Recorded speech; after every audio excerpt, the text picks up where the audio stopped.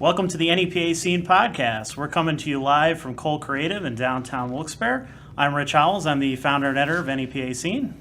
My name is Brittany Boot, and I'm the owner of Boot Photography Studio. I'm John Popko, and I work in radio for Rock 107, Alt 92.1, and ESPN Radio. And we're here with Alex from Threatpoint and Joe from Beyond Fallen. How are you doing?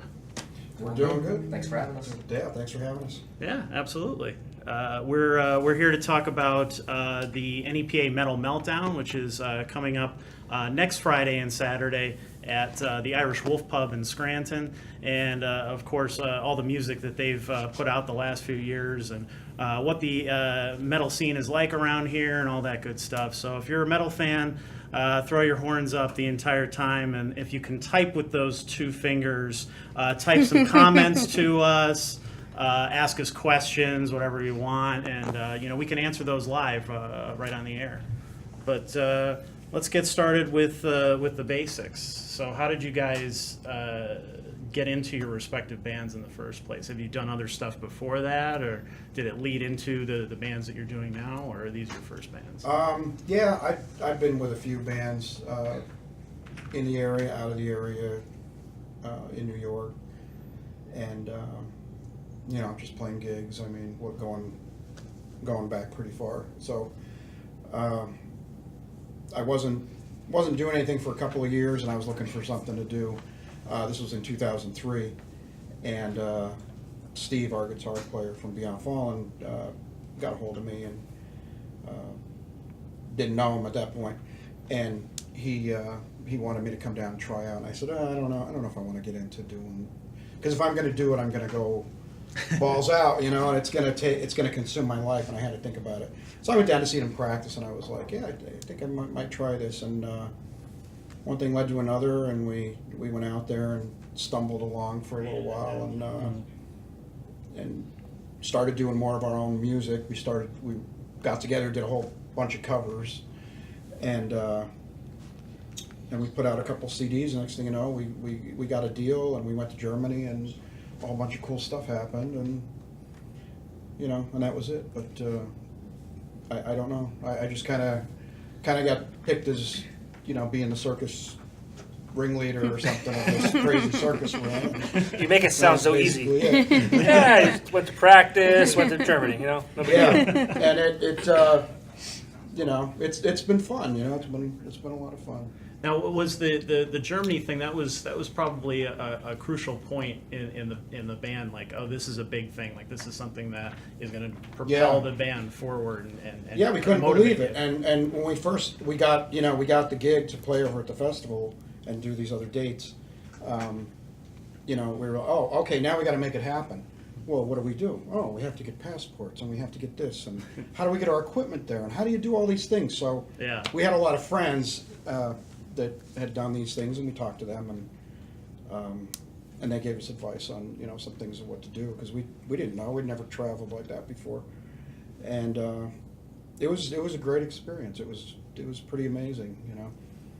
I mean, halfway through the set, I remember I was like almost in tears, because I was like, it kind of hit me that I was in another country, and I was on stage, and there was thousands of people, and it just kind of hit you that it's like, wow, we never did anything like this before. So it was kind of humbling, How about you, Alex?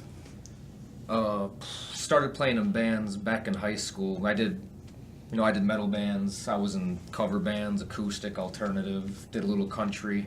And then it was around college I met CJ, who's the current drummer in Threatpoint, and I was in his old band with Sam, the original bassist from Threatpoint.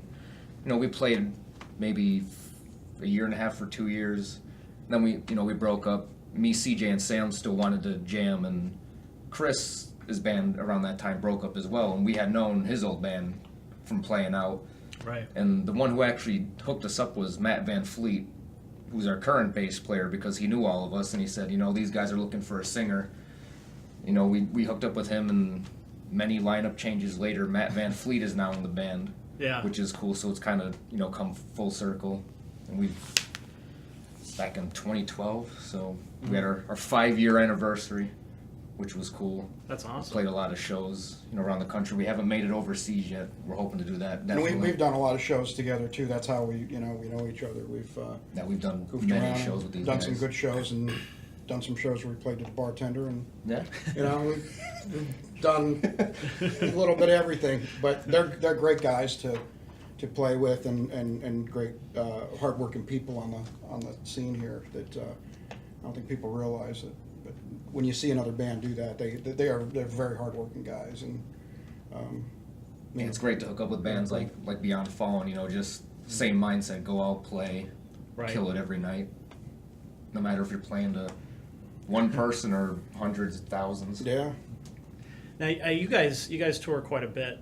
You'll go out for a couple of weeks and go around the country and different states and stuff like that. How does that compare to a lot of the shows here? Because we had a band a few weeks ago, and we talked about this, the scene going up and down, and Right. people used to come in droves to shows no matter who was playing, and now it's much harder to get people to come out. So how does that compare to what you've seen around the country? It's almost weird. There's almost, I guess, like pockets of where like metal is like the thing to go to.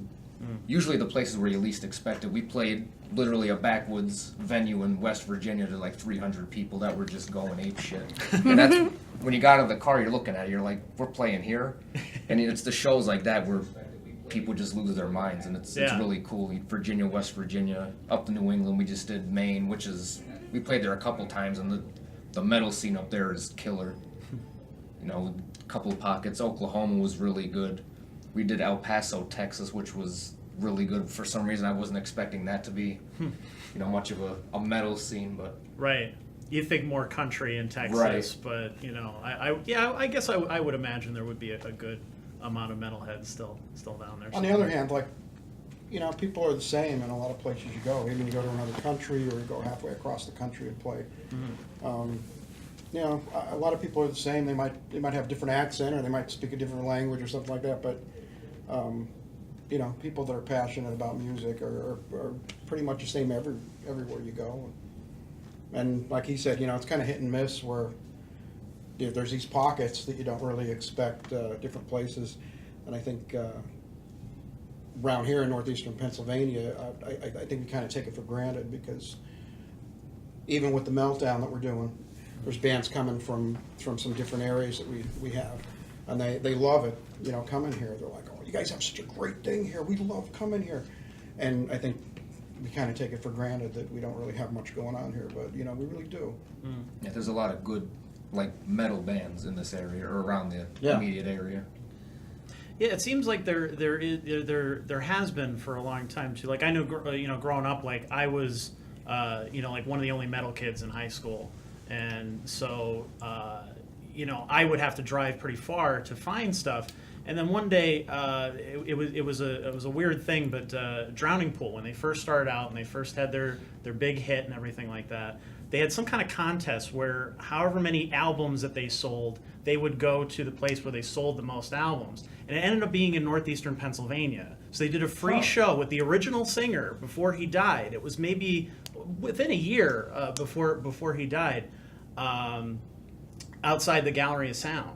And it was a free show in their parking lot. It was amazing. And I'm like, holy shit, there are metalheads here. There are a lot of, I'm not the only one, And same thing when you see, a lot of the metal festivals used to come to Montage, when they had them for a while, Ozfest and all, the kind of rip-offs that they've had thereafter that are very similar to Ozfest, but not exactly the same thing, the Rockstar Energy Drink, whatever they were. And there were a lot of people who would come out to those. So I mean, it's there. It's definitely there. But as independent bands who don't have record companies which can go either way, for or against you, what are the challenges that you guys face to get people to come out and to get your music out there to people? We were just talking about this, I think, a couple of weeks ago online. We were talking about how, we're trying to find, well, what's the reason? What's the excuses people have, and what, what can we do better to get people out? And, it's a different thing than it is 20 years ago. So you have to kind of adapt to different things and adapt to the new technologies and different ways of reaching people. And, And one of the things that kept coming up was there's this unwritten law that the shows have to go on from 10 to 2. And that was quite a debate, because we were talking about we that. talked about it on one of the shows a couple weeks ago. And nobody really knows why it's that way, because Right. there's a lot of different things you can do to work around that. And a lot of people said, I would do it if it wasn't the commitment of being there till 2:00 in the morning. When you do a multi-band show, you might have 3 or 4 bands. Well, headliner's going to go on at 1:00 in the morning or something. Right. I mean, the air's out of the room by then, pretty much. You try to get people going, but nature. comes back to that just- starting early. People are Yeah. worn down, so that was something to discuss. To try to maybe do shows a little earlier, maybe start them a little earlier, and then have that last hour a time for the band to mingle, hang out, not just we're loading up our stuff and out of here, Sure. and keep the party going, and have the music stop at a little bit earlier. Of course, the bars, might not like that. They want to sell drinks till the end, but Yeah. they're losing a lot of people Yeah, by it going late. probably with the band. balances So, out, you would think. It's a different world than it was 20 or 30 years ago. So, the commitment to hang out in the bar isn't there as people had it. So that's one of the things. The smoking is another thing that's come up. The smokers on one side, the non-smokers on the other. A lot of people Yeah. don't want to go into the bar and smoke. And I personally don't like it. Having to do a gig in something like that, it takes a little bit of edge off. But there's places that don't have smoking, so the band's playing and half the people are outside smoking. So that's. Right. But I think it's leaning more towards people want to be able to go to shows and be comfortable, and most people don't smoke, so they don't want to be in the smoky bar. So it's the early start and the smoky bars that people complain about. So it's a lot more about the accommodations than anything else. Yeah. So we're trying to do things to adapt, to what people maybe want, and if they still make excuses after that, then I don't know. We've done our part, but Right. Yeah, you can only do so much. But it is a challenge. Like going back to what you said, the challenge is getting people out, right? Right. Yeah, I agree 100% with everything that It's Joey difficult. said. Early start, smoking. There's so many stuff like variables that. I feel like that go into it, like time of Yeah. year, things like that. Like I know, like January, I had a show in Yeah. January that it was just Oh, it's great like pulling band. teeth. Yeah, like just impossible to get people out. It's just so many things go into it. I feel like. That we had the same thing with our open mics too. We would have kind of that fluctuating, because we would pack the place when the weather was good, Yeah. but not too good. It kind of had to be in the middle somewhere. If it's hot and it's summer, it's like, nah, I don't want to Everything's be. gotta align I don't just want to be in the right. bar. Inside, I don't want to be outside. there. But Yeah. if it's too cold, well, I don't want to leave my house, so I'm not going to Yeah. come out. I'm not going to leave my warm blanket. We or- don't do as much in the winter. Yeah. We usually save the winter for writing and taking care of other things, and Regrouping. Because you travel. These guys will travel too, and they'll tell you. Sometimes Yeah, the winter's definitely tougher. it's than any other it's time tough, of and it's year. hit and miss, because you don't know if you're going to hit a blizzard. Yeah. You Right. get the show and it's a flop because it snowed. Sure. So, and you don't want to wreck your van or something. yeah, and lose your let's face it, equipment. it costs money to put these things on. So Right. you have to think about it. I'd imagine the same goes for the Metal Meltdown as well. Putting that together probably, it takes a lot of time, energy, and money out of your own pocket to put something like that Yeah, together. I mean, we're into our 4th year of doing it now, and we still have very small. This year was rough because we were trying to recover from some things that happened that weren't necessarily our fault. Right. But the change of venue and things. Welcome to the NEPA Scene Podcast. We're coming to you live from Cole Creative in downtown Wilkes-Barre. I'm Rich Howells. I'm the founder and editor of NEPA Scene. My name is Brittany Boot, and I'm the owner of Boot Photography Studio. I'm John Popko, and I work in radio for Rock 107, Alt 92.1, and ESPN Radio. And we're here with Alex from Threatpoint and Joe from Beyond Fallen. How are you doing? We're doing good. Thanks for having us. Yeah, thanks for having us. Yeah, absolutely. We're here to talk about the NEPA Metal Meltdown, which is coming up next Friday and Saturday at the Irish Wolf Pub in Scranton, and of course all the music that they've put out the last few years, and what the metal scene is like around here, and all that good stuff. So if you're a metal fan, throw your horns up the entire time, and if you can type with those two fingers, type some comments to us. Ask us questions, whatever you want, and we can answer those live right on the air.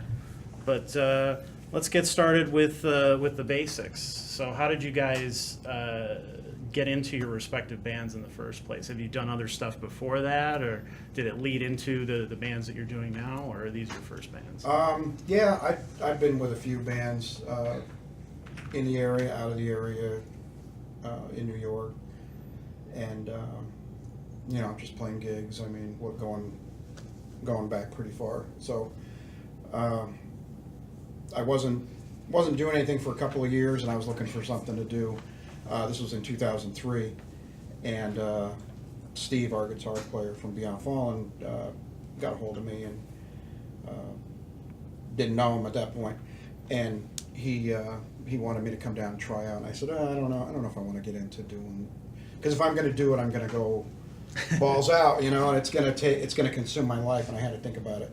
So I went down to see them practice, and I was like, yeah, I think I might try this. And one thing led to another, and we went out there and stumbled along for a little while, and started doing more of our own music. We got together, did a whole bunch of covers, and we put out a couple CDs. And next thing you know, we got a deal, and we went to Germany, and a whole bunch of cool stuff happened, and and that was it. But I don't know. I just kind of got picked as being the circus ringleader or something of this crazy circus we're in. You make it sound so easy. It. Yeah, I just went to practice, went to Germany. No big deal. And it's been fun. It's been a lot of fun. Now, was the Germany thing, that was probably a crucial point in the band? Like, oh, this is a big thing. Like, this is something that is going to propel the band forward and yeah, we couldn't motivate believe it. And when we got the gig to play over at the festival and do these other dates, we were, okay, now we got to make it happen. Well, what do? Oh, we have to get passports, and we have to get this, and how do we get our equipment there, and how do you do all these things? So we had a lot of friends that had done these things, and we talked to them, and they gave us advice on some things of what to do, because we didn't know. We'd never traveled like that before, and it was a great experience. It was pretty amazing.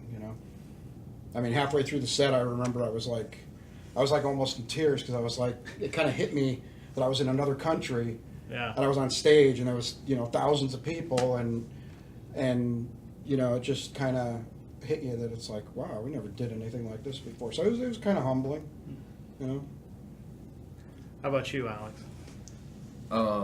Started playing in bands back in high school. I did metal bands. I was in cover bands, acoustic, alternative, did a little country.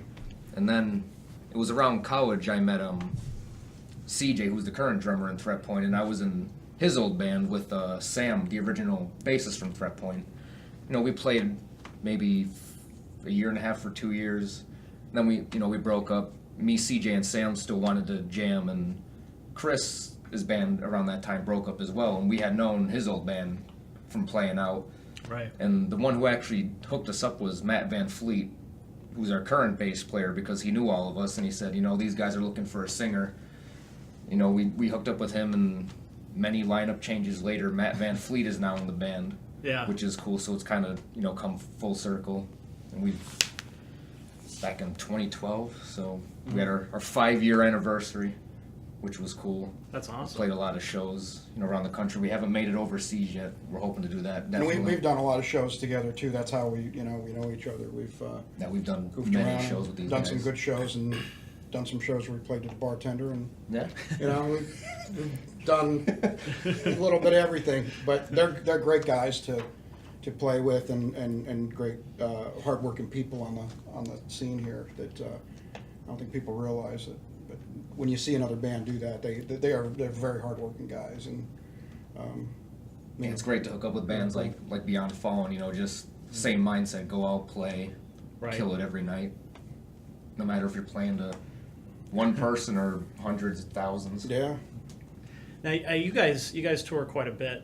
You know, you'll go out for a couple weeks and, you know, go around the country and different states and stuff like that. How does that compare to a lot of the shows here? Because I mean, we had a band a few weeks ago, and we talked about this, you know, the scene going up and down, and you know, Right. people used to come in droves to shows no matter who was playing, and now it's, you know, much harder to get people to come out. So how does that compare to, you know, what you've seen around the country? It's almost weird. There's almost, I guess, like pockets of where like metal is like the thing to go to.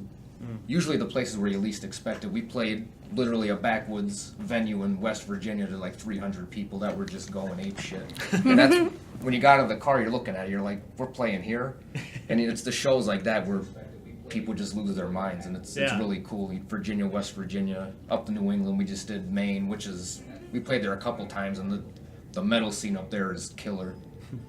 You know, a couple of pockets. Oklahoma was really good. We did El Paso, Texas, which was really good. For some reason, I wasn't expecting that to be, you know, much of a metal scene, but Right.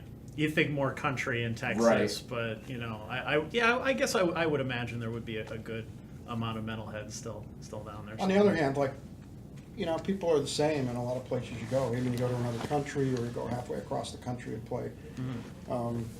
You know, a lot of people are the same. They might have a different accent, or they might speak a different language or something like that. But you know, people that are passionate about music are pretty much the same everywhere you go.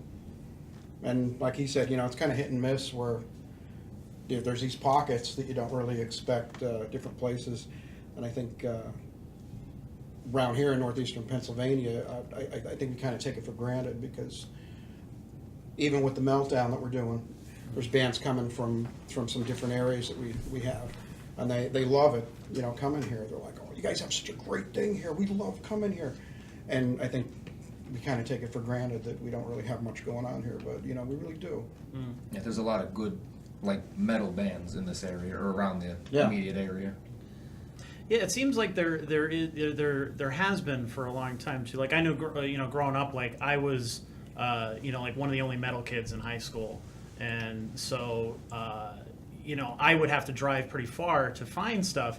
And then one day, it was a weird thing, but Drowning Pool, when they first started out and they first had their big hit and everything like that, they had some kind of contest where however many albums that they sold, they would go to the place where they sold the most albums. And it ended up being in northeastern Pennsylvania. So they did a free show with the original singer before he died. It was maybe within a year before he died, outside the Gallery of Sound. And it was a free show in their parking lot. It was amazing. And I'm like, holy shit, there are metalheads here. There are a lot of, you know, I'm not the only one, you know. And same thing when you see, you know, a lot of the metal festivals used to come to Montage, you know, when they had them for a while, Ozfest and all, you know, the kind of rip-offs that they've had thereafter that are very similar to Ozfest, but not exactly the same thing, the Rockstar Energy Drink, whatever they were. And there were a lot of people who would come out to those. So I mean, it's there. It's definitely there. But as independent bands who don't have, you know, record companies which can go either way, you know, for or against you, what are the challenges that you guys face to get people to come out and to get your music out there to people? We were just talking about this, I think, a couple of weeks ago online. We were talking about how, you know, we're trying to find, well, what's the reason? What's the excuses people have, and what, you know, what can we do better to get people out? And, you know, it's a different thing than it is 20 years ago. So you have to kind of adapt to different things and adapt to the new technologies and you know, different ways of reaching people. And you know, one of the things that kept coming up was there's this unwritten law that the shows have to go on from 10 to 2. And that was quite a debate, because you know we were talking about we that. talked about it on one of the shows a couple weeks ago. And nobody really knows why it's that way, because Right. you know, there's a lot of different things you can do to work around that. And a lot of people said, yeah, you know, I would do it if it wasn't the commitment of being there till 2 o'clock in the morning. When you do a multi-band show, you might have 3 or 4 bands. well, headliner's going to go on at 1 o'clock in the morning or something. you know. Right. I mean, the air's out of the room by then, pretty much. You know, you try to get people going, but yeah, I mean, nature. comes back to that just- starting early. People are Yeah. worn down, so so that was something to discuss. So try to maybe do shows a little earlier, Yeah. maybe start them a little earlier, and then have that last hour a time for the band to mingle, hang out, not just we're loading up our stuff and out of here, Sure. and keep the party going, and have the music stop at a little bit earlier. Of course, the bars, might not like that. They want to sell drinks till the end, but Yeah. they're losing a lot of people Yeah, it by going late. probably with the band. balances So, out, you would think. It's a different world than it was 20 or 30 years ago. So, the commitment to hang out in the bar isn't there as people had it. So that's one of the things. The smoking is another thing that's come up. The smokers on one side, the non-smokers on the other. A lot of people Yeah. don't want to go into the bar and smoke, and I personally don't like it. Having to do a gig in something like that, it takes a little bit of edge off. But there's places that don't have smoking, so the band's playing and half the people are outside smoking. So that's. Right. But I think it's leaning more towards people want to be able to go to shows and be comfortable, and most people don't smoke, so they don't want to be in the smoky bar. So it's the early start and the smoky bars that people complain about. So it's a lot more about the accommodations than anything else. Yeah. So we're trying to do things to adapt, to what people maybe want, and if they still make excuses after that, then I don't know. We've done our part, but Right. you know. Yeah, you can only do so much. But it is a challenge. Like going back to what you said, the challenge is getting people out, right? Right. Yeah, I agree 100% with everything that It's Joe just difficult. said. Early start, smoking. There's so many stuff like variables that. I feel like that go into it, like time of Yeah. year, things like that. Like I know, like January, I had a show in Yeah. January that it was just Oh, it's great like pulling band. teeth. Yeah, like just impossible to get people out. It's just so many things go into it. I feel like. That we had the same thing with our open mics too. We would have kind of that fluctuating because we would pack the place when the weather was good, Yeah. but not too good. It kind of had to be in the middle somewhere. If it's hot and it's summer, it's like no, I don't want to Everything's be. got to align. I Everyone's don't want to be in the Inside, bar. I don't want to be outside. there. But Yeah. if it's too cold, well, I don't want to leave my house, so I'm not going to Yeah. come out. I'm not going to leave my warm blanket. We don't do as much in the winter. Yeah. We usually save the winter for writing and taking care of other things, and Regrouping. Because you travel. These guys will travel too, and they'll tell you. Sometimes Yeah, the winter's definitely tougher. it's than any other it's time tough of and it's year. hit and miss because you don't know if you're going to hit a blizzard. Yeah. You Right. get the show and it's a flop because it snowed. Sure. So, And you don't want to wreck your van or something. yeah, lose and your let's face it, equipment. it costs money to put these things on. So Right. you have to think about it. I'd imagine the same goes for the Metal Meltdown as well. Putting that together probably, it takes a lot of time, energy, and money out of your own pocket to put something like that Yeah, together. I mean, we're into our 4th year of doing it now, and we still have very small. This year was rough because we were trying to recover from some things that happened that weren't necessarily our fault. Right. But the change of venue and things like that. But yeah, we're hoping next year we can get some more sponsors and get some bigger acts and some things like that. But it is a lot of work. I mean, if you better love it, or you're going to be pretty miserable doing it. Sure. So. And I'm sure that goes for the band in general as well. But you guys both have new albums out. Well, yours is coming out pretty soon. Yeah, And, it's out everywhere except here. but it will be out here May 19th. Well, how did that come about with the distribution and the label and all that? A friend of ours that's in Germany. That Okay. lives in kind of close to Munich. Mm-hmm. He runs the label on Underground Power and the distribution. He's run it for many, many years, and we've been friends for probably 10 years or so. And the opportunity came up. He just hit me up on Facebook one day. He goes, "Hey, what do you think about doing a deal?" And we were like, "Yeah," because the postage rates to send stuff from here overseas are outrageous. They used to be cheap, now they went through the roof. So we just simply cannot, we just can't do it. You know, we can ship stuff in the United States, but so to have a distribution in Europe and Japan of our music that we don't have to pay for is you know, is great. It helps us out tremendously for that market that we're after, you know. And he just wanted to do a deal with us to put it out, and that was it. And he shipped some this way for us to sell at shows and to sell, you know, here. But that basically saved us, you know, having that. You've really got to have something like that if you're going to do anything out of the area, especially out of the country.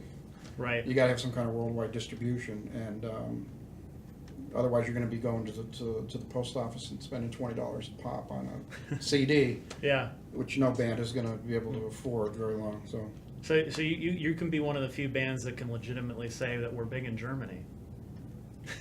I don't know, not big enough, but you know, we have some fans over there. We have some people Yeah. helping us out, and you know, they like what we're doing, and we've been over and we've made a lot of friends over the years. So Seems like the language barrier doesn't matter as much overseas No. as it does here in the States. no, I mean, even when we were over there, everybody we ran into spoke English, except for one lady in Hamburg, and we were lost. We didn't have GPS, of course.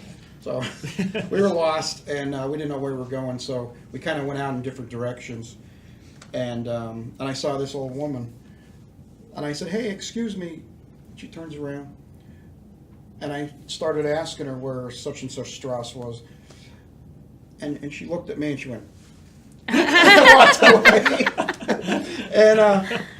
and I was like, well, she either just didn't understand me or she was just didn't like Americans. Right. So I don't know. But everybody else was wonderful. Everybody else was. I have this like great visual of this like little cute lady. Yeah. like I don't know, it's just funny. Yeah, I walked up to her and she just kind of, you know, waved me off and walked away. But yeah, the language barrier was nothing over there, which is kind of weird here because like when somebody, you know, people are like, oh, speak English here. Right. Very much. But you know, everywhere else, people are, you know, they know a couple different languages, and it's common for them. They learn it in school. Mm-hmm. So I think we're a little bit behind, you know, because we're most of us aren't fluent in, you know, in English alone. Yeah. Yeah. Yeah, right. That's true. How are shows different like, across seas than they are here? Because I just see pictures of shows where it's like it looks like there's miles and miles of people, as opposed to here where it might just be like an arena. Or is that accurate? Or am I just... I mean, it depends. You know, I guess, you know, bands struggle everywhere. They have the same challenges everywhere. We just got, you know, we got lucky enough to get on something that was worth flying over there to do, where we'd be in front of a lot of people. I mean, we could have hopped on a plane and went over and played a bar for, you know, 10 people, but if we were going to do it, we were going to do it something that we knew that was going to be, you know, an established festival. It was the 10th year at that point. And we would get over there and do it in front of a crowd of people that were into, you know, our demographic. Right. Basically, we're going after them. So, but yeah, I mean, it's a little different. I think people are a little more passionate about, you know, not to put down people in America, because there's a lot of passionate people here about music and art and things like that. But they're I don't know, it's a little bit different. I don't know, it's hard to describe, put into words, but they're you know, they're very passionate about their music and their art, and the people that I met anyway. They take it very seriously. You know, they're not maybe as fickle as maybe some other people might be. Right. So the new album is As the Spires Fall, and you did the artwork for it as well. Yeah.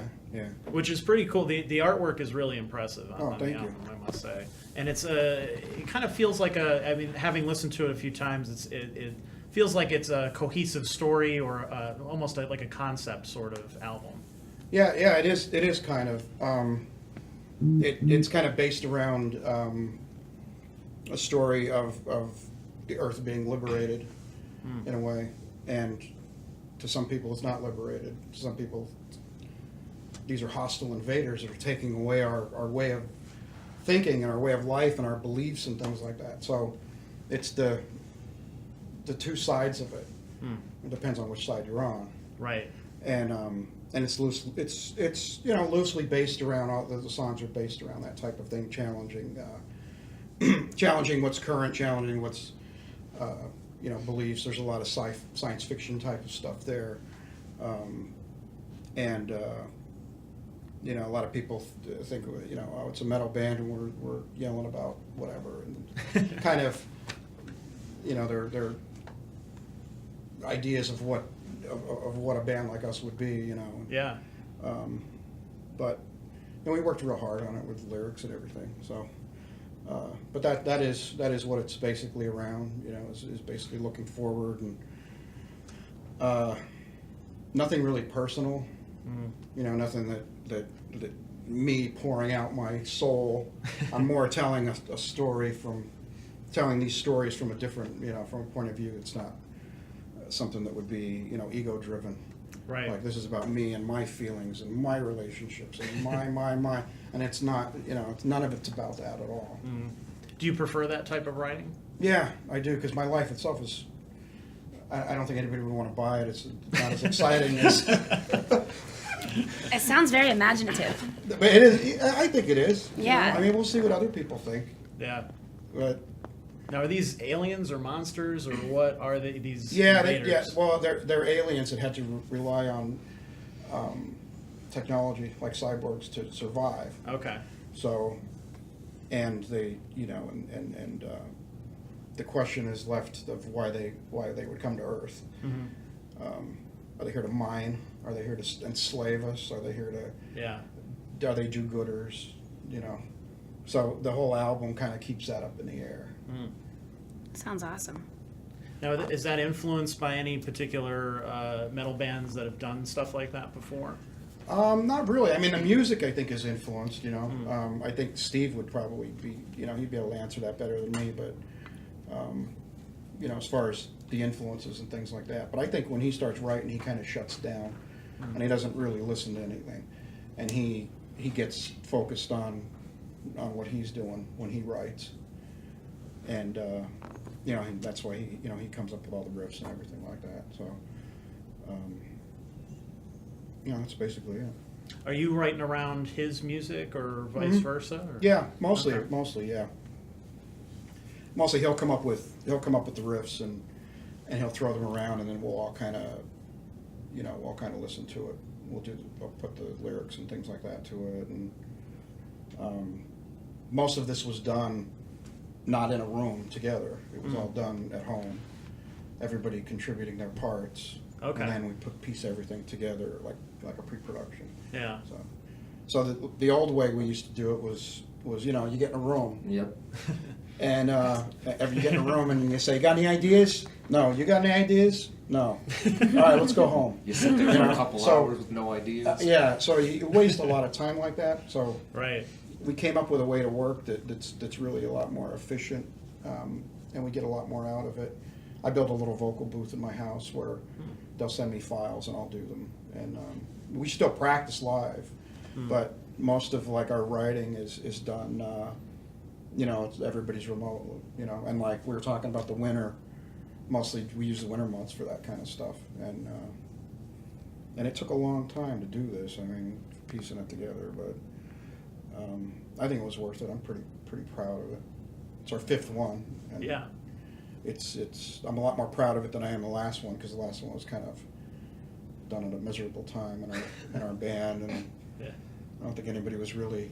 We're happy with it. The songs are great, but Yeah. it just, when I look at the CD, I think, well, that was a miserable time in the existence. We weren't Well, that's good though to have. happy. Yeah, Yeah, but you create something and kind of revisit it and remember that era. Yeah. Reflect on it. It's cool. yeah, everyone like you got, like these guys. I mean, they got a couple albums out now. They're cranking them out faster than we are, but Alex will even tell you. You get these things together and they're your baby, and you go back and look at it, and it's Oh, why why this did I is do that? yeah, or sometimes you might have regret it. You did this the wrong way or whatever, but yeah, you look back and you say, this is where I was at this particular point, and I don't believe in going back and re-record and, oh, that's a great song, let's re-record the whole lot. No, because it is what it is. You just leave it the way it is. That's that piece of history right there. It captures that moment in time. Exactly, and move on. Are you listening, George Lucas? Please listen and stop touching Star Wars. Star Wars out of this garbage.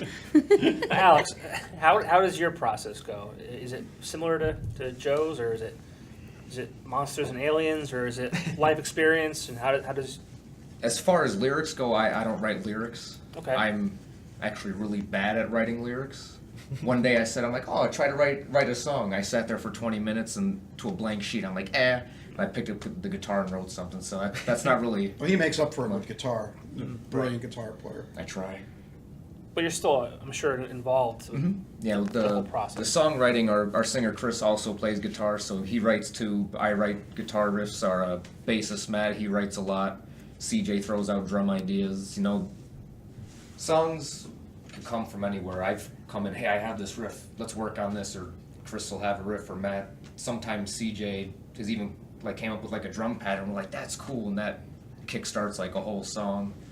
We've a couple of times started off songs where Chris had just a vocal melody, and we actually wrote around that. So it's all different. There's really no set way of how we write. It's just whatever the spontaneity comes from whoever has the initial idea, and then we just kind of work on it from there. That's like my generic band question. How does it work? Because I can't process it. I can't, you're saying you walk in a room and you're playing this, and this guy's got lyrics to that, and it's just, my brain doesn't work that way. Yes, sometimes it works, and sometimes, like he said, you'll get in a room for hours and just garbage Everybody's comes got to out. find their way of find their way of working.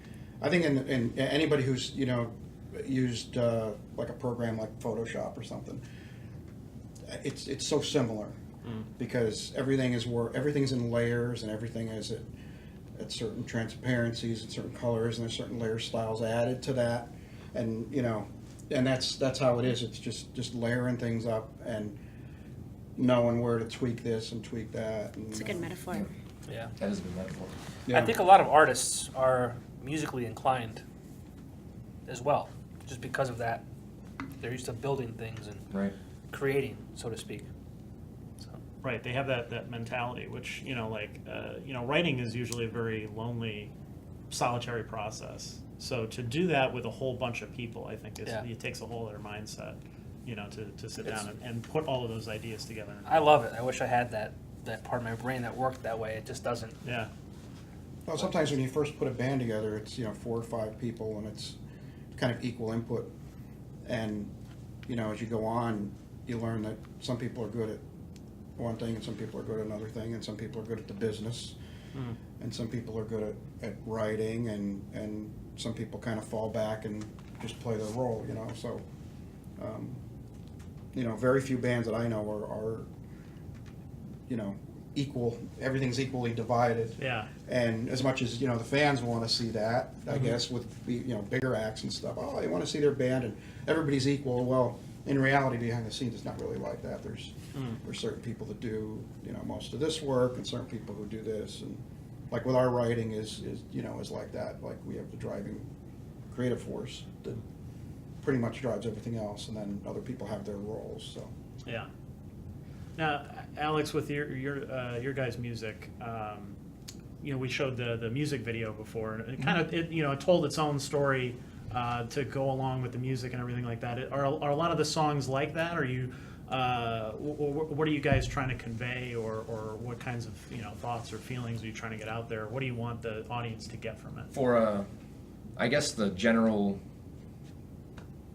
concept of the album, I'm not really too big with the lyrics. That'd be more of a question for Chris, but there's a lot of songs that deal with the video Bury the Wicked. It's about the past is the past, leaving everything behind. The song, the title track, Rest in Peace, that's about the same thing, just moving on in life, whether it be people, situations, jobs, anything like that. And There's another Tombstones of My Enemies. That's another one. You know, just people stabbing you in the back. And my favorite song lyrically is Dead End Machine Land, it's called, and it's about technology and how people are just on their cell phones all the time. You know, you go to a restaurant and there's two people sitting there not even talking to each other. They're just, Yeah. you know, that is what society has really come to. You walk down the street, everyone's on their cell phone, no one's really paying attention or talking really. Right. Being social in person is now social media. Mm-hmm. And it leaves you with that kind of disconnected feeling. Right. You know, that you don't really know people. You kind of know a digital Exactly. version of them, so to speak, you know. Which is, you know, what we're doing right now, so I guess I shouldn't talk. But, you know. You're part of the problem, Rich. I am. You're watching this on your cell phone as you walk down the street in a car. It's you right now. Just look both ways before you cross. We need like Yes. a disclaimer now. I feel like Well, watch at your own risk. What I like about metal music, which I think speaks to what both of you guys do, is both of your bands sound completely different, but that you can play the same show together. You know, that there's all these different kind of, you know, and people try to put labels on it, subgenres and things like that, which, you know, I'm just as guilty of it as a music writer. You kind of have to, that's the easiest way to tell people what something sounds like, because it's very hard to describe sound, you know. Even the whole term metal came from a guy who was writing about, like, Black Sabbath, trying to describe, well, what does this sound like? It's metallic, you know, and that was the best way that he could say it. And it just kind of evolved from there, and I think a lot of the subgenres are that same kind of thing. So it's cool to see something like NEPA Metal Meltdown, where you know, this you have a good sampling of all different kinds, and I think Steve is very specific about the bands that he picks year after year to try and keep it diverse. Yeah, he goes through a lot to try to put that together. Everybody's listened to, you know, the different acts. Tries to get diversity with everybody we book. Same side, we try to have a core of local acts every year that we've done for the last 4 years. These guys have been on almost all of them, I think, maybe without one. Yeah. And he does, yeah, he that's his department. He does a real good job of listening and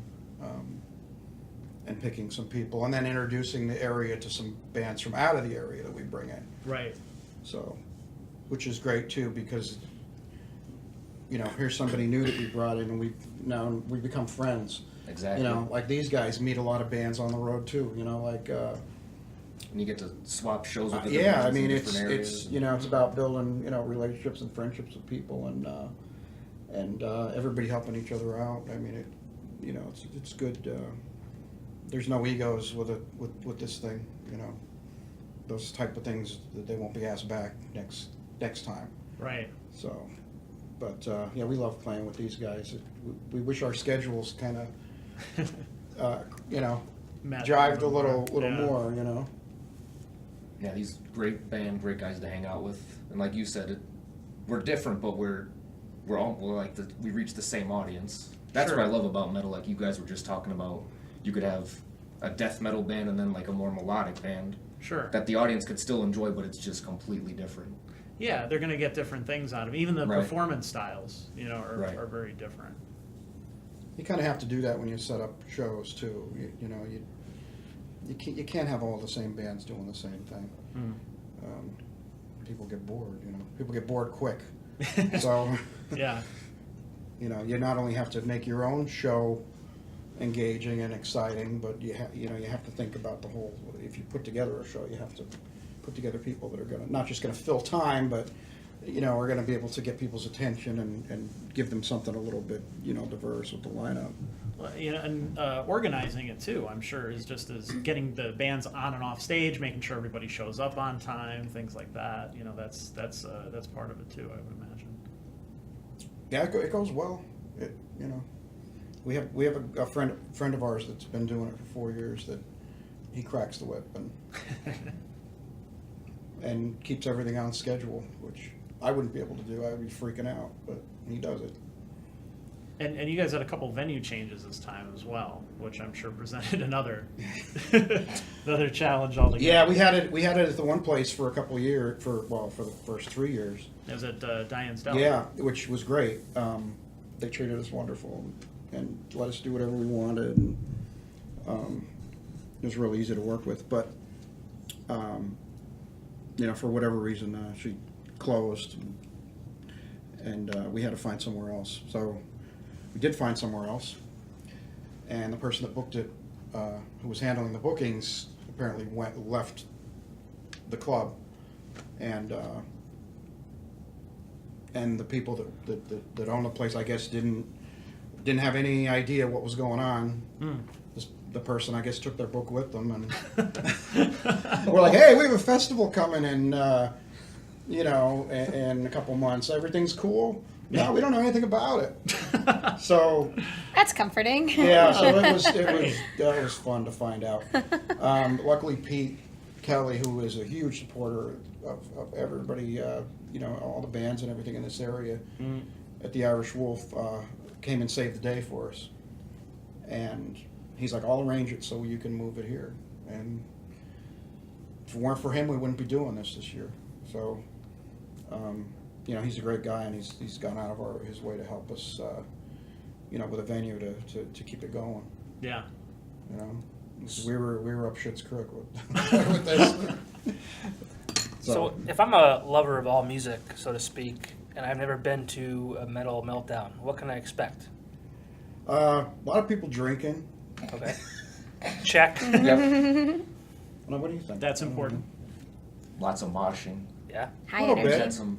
You can kind of do what you want. Like, you can get crazy, or you can kind of hang back. Everybody's friendly. That's another thing. It's like, well, I'm going to go to this thing. Am I going to get killed? No. No. I don't think we've ever had any injuries, anything serious. No. No.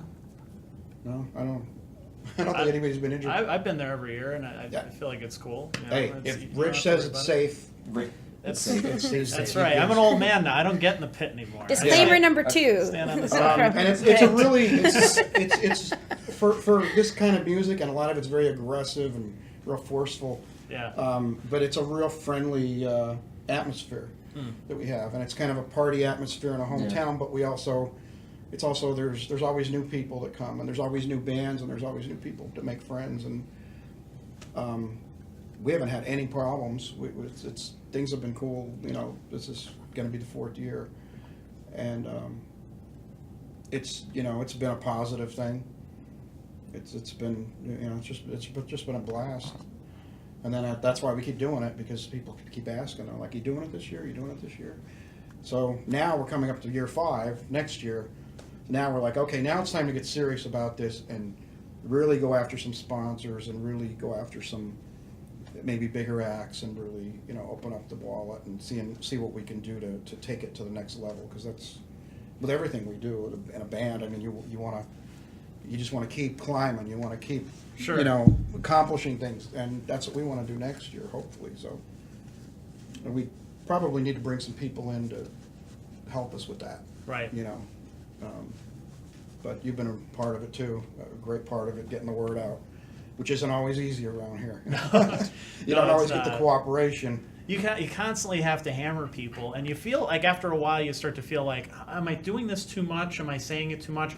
But last night at our open mic, you take for granted that people understand what NEPA scene is, and I try to explain it. Usually I'll say at the beginning, before we start the event, what we do, and you can check us out on our website. We're on Facebook, Twitter, Instagram, the whole 9 yards. I have this whole spiel kind of memorized at this point, and I usually say it at the end too when I'm leaving, so that people have it in their head or whatever.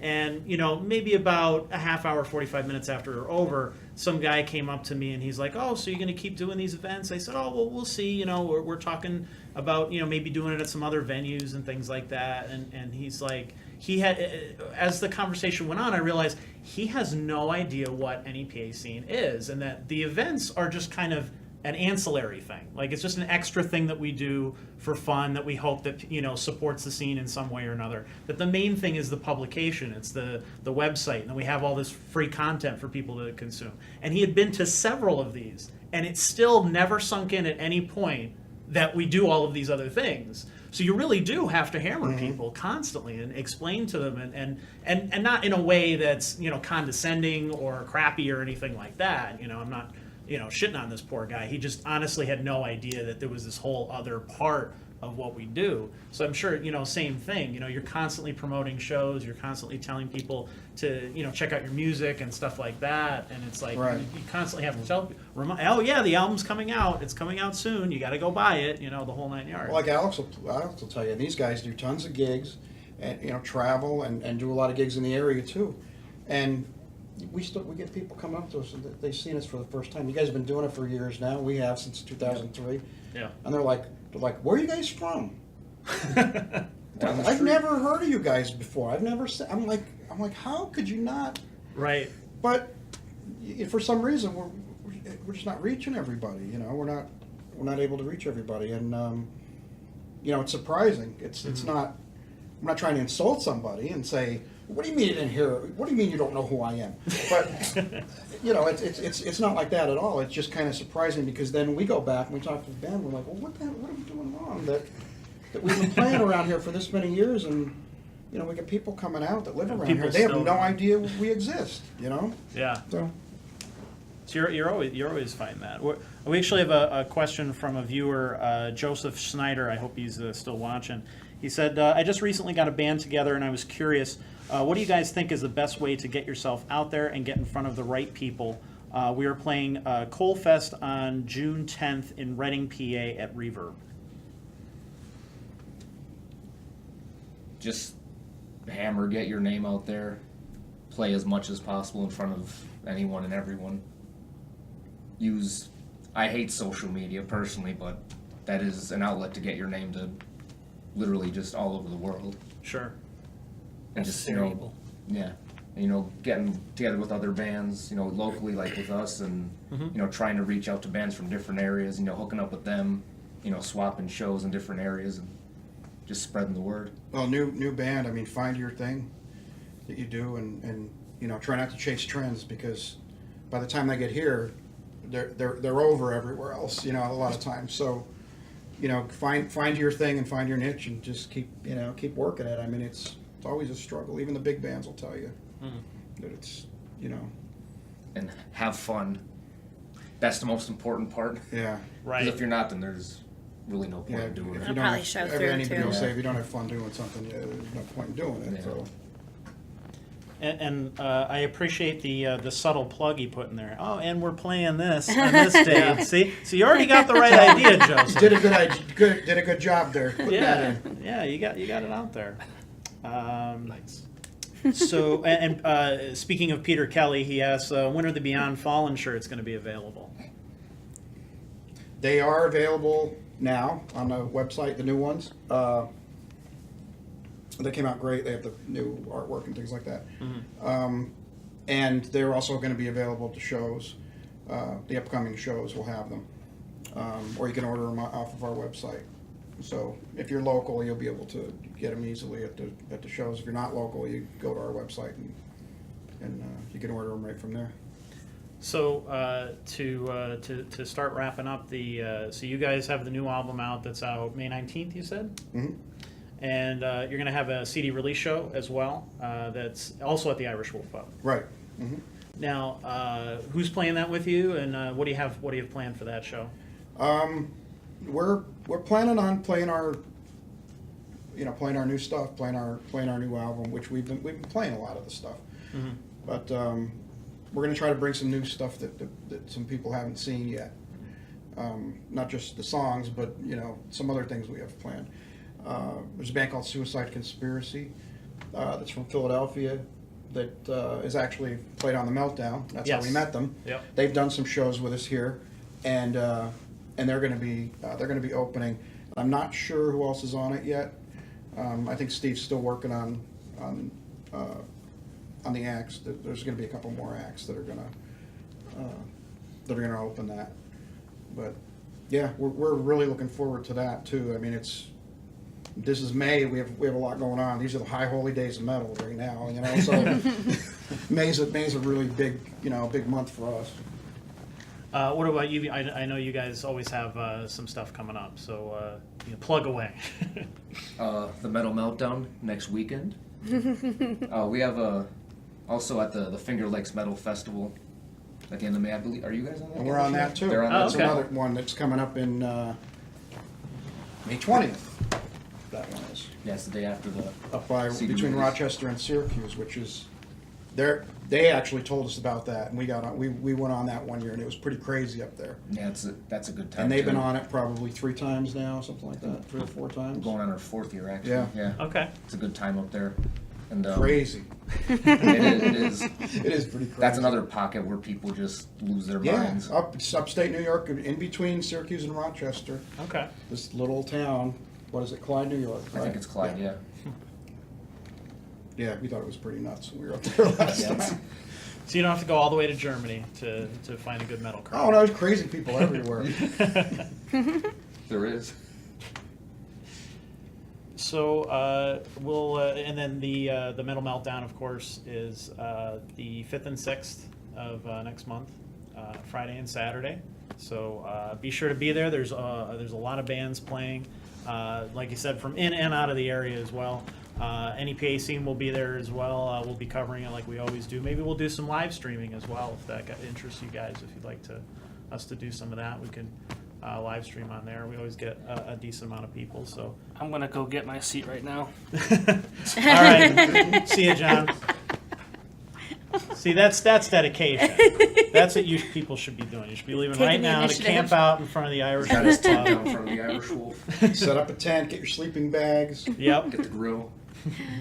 Well, it's good. I think it's going to be packed in there because we've seen good crowds in previous years at Right, Diane's right. Deli where there's a little bit more room there. So Yeah, this is going to be that's a little big more room. tight. Yeah. The Diane's a big room. There's a little bit more intimate, but it's it's a great atmosphere to play, and I think it's I think it's going to be a lot of fun. It's a great bar, and it's right downtown Scranton. Right in the heart of everything. So it's a good location. I think a lot of people will be able to get there. Yep. But I'm looking forward to seeing these guys too, because I haven't seen them since we played with them last time at I think the V I was Spot. saying, I think that was was it last year? Holy crap. No, it was Yeah. a couple months. It might have been a couple months ago. I think. Like I said, I mean, it's hard to support other bands because they're they play a lot and Right. they're going out of the area, and it's like and then we play a show or whatever, they're out of the area, so that's the great thing about like the Meltdown is we get together. A lot of us who don't really get to go see each other, and not just get up there and play, but you get to see all these great bands. It's a lot of fun. It's nice to just hang out, have a drink with like these guys we haven't seen in a long time. Yeah. So that'll be cool just to watch them, Yeah. have a couple of drinks, hang out with some newer bands like from out of the area. Right. Yep. It's always a good time. Awesome. So we'll move on to the last word. So this week, I wanted to talk about something a little bit different. I got an interesting comment the other day, and it kind of sparked my interest. So that's why comments are so important. Please tell us what you want to see, not want to see, things like that.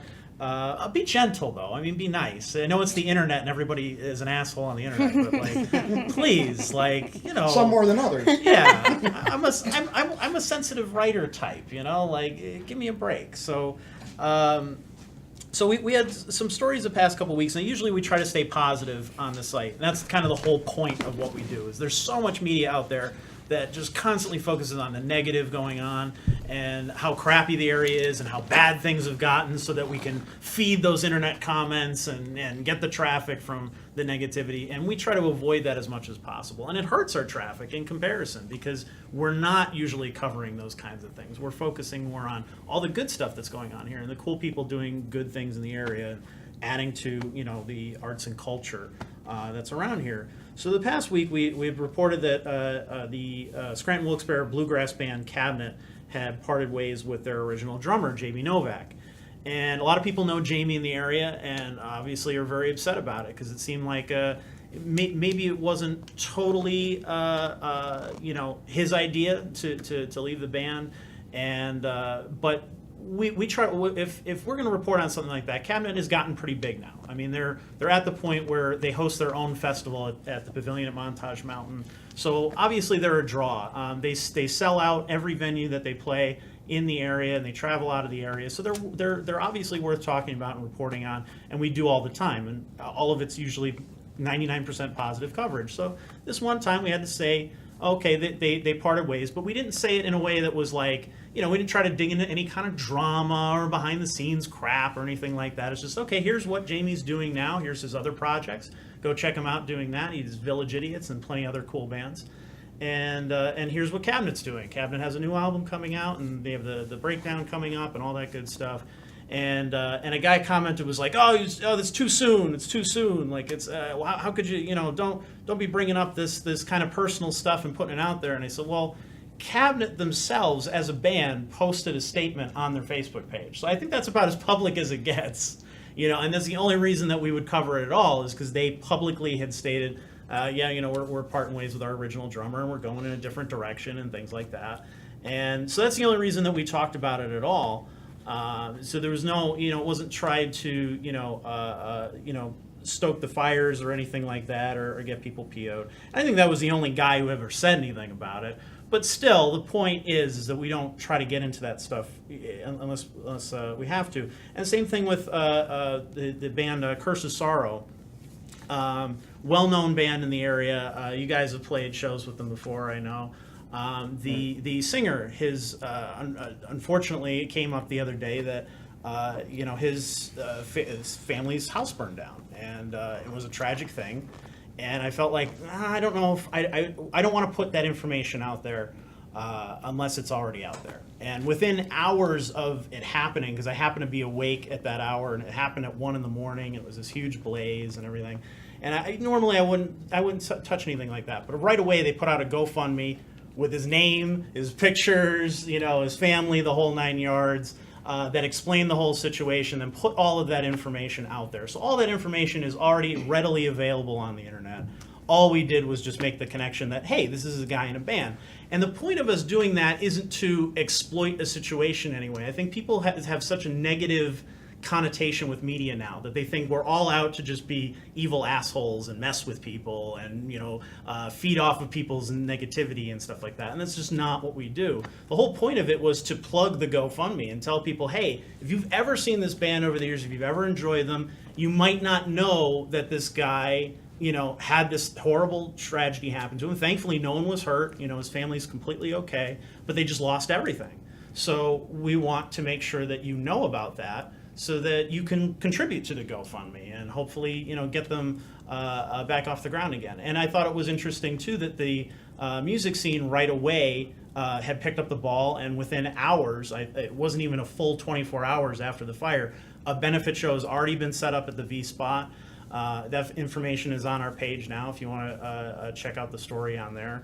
Because I can't remember all the details of the show off the top of my head, but like bands came out of the woodwork. Everybody who had played with him in the past, people who maybe didn't even really know him that well, were just like, I will contribute. I'll give anything. If bands who can't play, at least we'll donate something to a fundraiser, or a raffle, or whatever the case may be. So really, that was the spin of the story. Was that the music scene came out to help this guy out, who's contributed so much over the years, and is a guy everybody likes. Everybody is happy about it. But I was in the back of my mind, I was a little nervous because I'm like, I hope Nick doesn't take this the wrong way. I hope he doesn't think like I'm trying to exploit his situation or anyway. And thankfully he had commented a few hours later and was like, thank you so much. This article actually made me feel a lot better about the situation. It was really good of you. Thank you. So that was like my okay, I could wipe the sweat off my brow kind of moment. Like, okay, I'm glad that we went there and we did that, and it helped in some way or another. So I hope that that helped contribute those kinds of to the fundraiser and help him get off his feet. Because I know it's going to be a long journey for him. So I figured, as the last word, we kind of bring up why we do stuff like that. Why do we talk about these things? Do you guys feel like that's it's okay for media to touch those things, or do you think there's ever a point where they should say, okay, well, this is news, but my morals say maybe I shouldn't go there? I just think there's a way to do it, like how you did it, you're reporting facts, but you're also doing it in a positive manner. You're not doing it in a disrespectful manner or in a way that would in any way hurt anybody. So I think that there's a way to do it with class, and there's a way to do it just with a little bit of honor, I guess, would you know what I mean, without offending anybody. Or, you're reporting the news. That's what you're here for. That's what you do, especially if it is something to do with music, musicians, artists, entertainment, the area, the community. I don't think touching on any of those levels, unless you're doing it to be malicious, I wouldn't think, I mean, it's nice that you have that reflection. You're going to think about it and be like, okay, is this appropriate? Am I doing the right thing here? Like, you should always be thinking that way, approaching anything. Sure. So it's good to have that kind of like second. I felt like, it's not important for me to put the children's names in there, so I didn't put them in. Right, things like that. Whereas I knew them and they were public and they were on the the fundraising page and everything, but that's just not necessary. People don't need to know that. That's not the focus of what we're doing. Right. There's no, like I said, if anything inappropriate or any kind of malicious, and obviously that wasn't the case. You Sure. know? That's your publication. I mean, there's other publications that probably wouldn't necessarily have that kind of respect going forward. I'm sure we read stuff like that all the time, like in the magazines and the stores and stuff. Right. I think what you did is much different than that. Right. Yeah, I mean, you're only helping the situation. Right. I know Nick, I don't want to say very well, but well enough. We've done business together, and Nick, God bless you and your family. I'm glad you guys are all safe. But yeah, you're just helping out the greater good, and he's done, I'm sure, so many benefits to help others. Yeah. So for him to get that reception back, or that's the right word, but to get that back is, I'm sure it's very appreciated from him on his end. Sure. And but I think what you're maybe getting at is we're always second guessing ourselves in this day and age, whether it's reporting that kind of news or any or should I say this word or can I say that word? We're always second guessing it and trying to be conscious of those things in this day and age. But We do that second guessing so much because everything that we do is so magnified. accessible and it's so amplified and it's right there, and anybody's opinion that they love to litter all over the place is right below it, and then you're constantly kind of defending yourself. You can constantly be taken the wrong way. You could constantly be misinterpreted or misunderstood. So instead of just being ourselves and being comfortable and confident with what we do and how we do it and what we're trying to accomplish, we have this whole other thing in the back of our heads that kind of takes away from the good intentions. The good intentions, because you're Right. constantly having to, defend yourself on the internet or on a website or on Facebook or whatever, because people love to have opinions, basically. That's pretty much they love to have opinions and they love to express them. Right. And Whether they're informed or not. right, they have the keyboard that's right there. It's boom, that's just the American mentality. This is what I have to say, this is how I'm going to say it, and it's going to be immediate, And so we're constantly have this this thing going on in the back of our heads where we're defending everything we're doing, and it sucks, but that's the reality of it. And it made me, I guess I'll leave with this. It made me a story popped into my head about Nick when I was working with him on a story years ago when I worked for a print publication. And we would always kind of sit there, not like they do now where they just phone in the covers. We really sit down and try to come up with something imaginative for the covers and try to really tell a story with the image and things like that. And we had a great graphic designer who was able to put those images together and try to, and we would sometimes fight back and forth. And I know John remembers that, many times try to figure out what the cover was going to look like. And one time, it was that the one of the metal festivals was coming to the pavilion, and the Warped Tour was coming the same week. So I was always trying to come up with an idea of all right, how many times can you tell the same story about Warped Tour comes to the area again?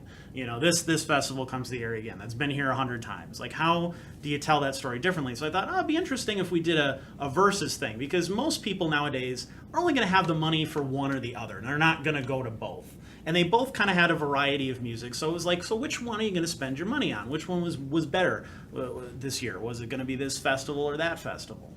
And so I was like, so I need somebody to be. I knew a girl who was interning for us at the time who was very punk rock. She had a big mohawk and everything like that. So I'm like, so she would represent the Warped Tour person. And so I need a metal guy. And I couldn't think of a guy who looked more metal than Nick, you know, with his tattoos, and sometimes you wear contacts and, you know, chains and all kinds of things. So it was like, okay, so it makes sense for him to be the metal guy. And so we had them show up, and I said, well, you know, I was thinking like a video game mentality, like a Street Fighter or something like that, versus, you know, so like, you know, two guys going like this at each other with verses in the middle, you know, and immediately he was like, yeah, I get what you're saying, but I'm a big guy and she's this little girl. How does it look like if I'm a big guy ready to punch a girl? Yeah. And I was like, you know what? I completely didn't think of that, because I'm thinking Street Fighter, where, you know, you have Ryu or Blanca or somebody beating the crap out of Chun-Li and nobody says anything. So I'm like, you know what, you're right. Yeah, that would send the wrong message. It's not what we're supposed to be doing. So it was more, you know, they kind of like stood up to each other like chin to chin, you know, like that kind of thing. So it was still the same idea, but it wasn't, you know, they weren't going to punch each other. And I thought, you know, that says a lot about Nick and his mentality and what kind of guy he is. So, you know, that always struck me and kind of stuck with me. But I guess that's it for this week. So thank you everybody for tuning in. Please check out the NEPA Metal Meltdown coming up next weekend. I'm not sure if I've plugged it enough yet, so I'll say it one more time. So thank you for both of you for coming on as well. Thank you for having Yeah, us. thanks for having us. Yeah. And we'll see you next week. Thanks, everyone. Thank you.